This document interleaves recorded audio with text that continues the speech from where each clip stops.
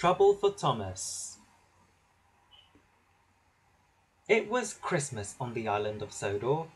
The weather was very cold, but the engines didn't mind. There was plenty of work to do, with passengers and parcels to be delivered, and the stations looked very jolly with all their decorations. "We'll soon be wearing our snowplows," said James. "You'll enjoy that, won't you, Thomas?" teased Henry.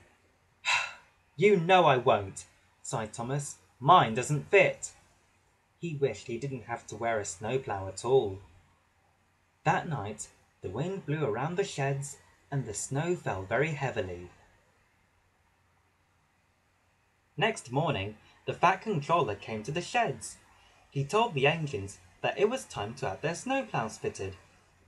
Then he went up to Thomas.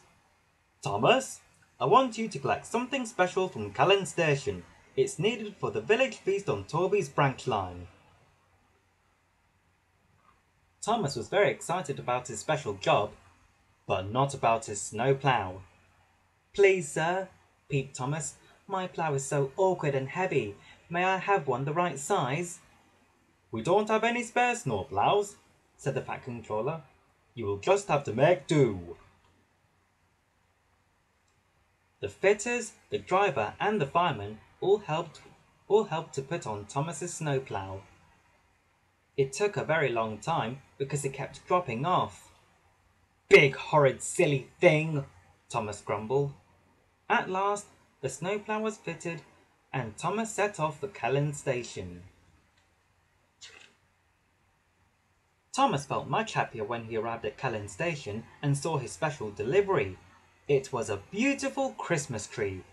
"The tree is going to have lights on it and stand in the middle of the village," explained Edward. "Make sure you get it to Toby safely." "I will," said Thomas excitedly. He set off straight away. When Thomas arrived at Maidwaite, Toby was very happy to see him. "I'm glad you have your snowplow," said Toby. "I need to get the tree to the village, and I can't clear the snowdrifts by myself." So Thomas went first, and Toby followed him.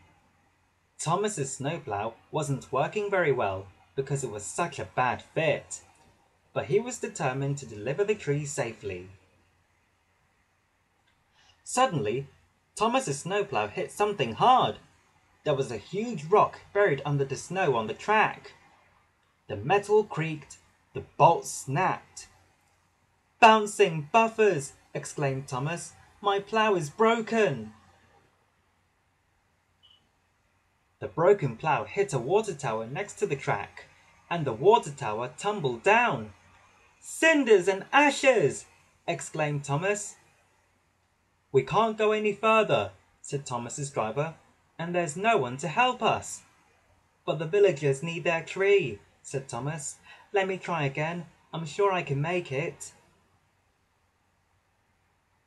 It wasn't easy without a snowplow, but Thomas was determined.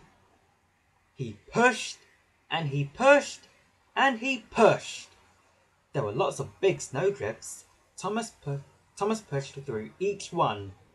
Toby followed on behind, wishing that he could help. At last, Thomas and Toby pulled into the village station. Thomas whistled happily, and all the villagers cheered. Next day, the Fat Controller came to see the engines. Thomas was very worried. What would the Fat Controller say about his broken snowplow?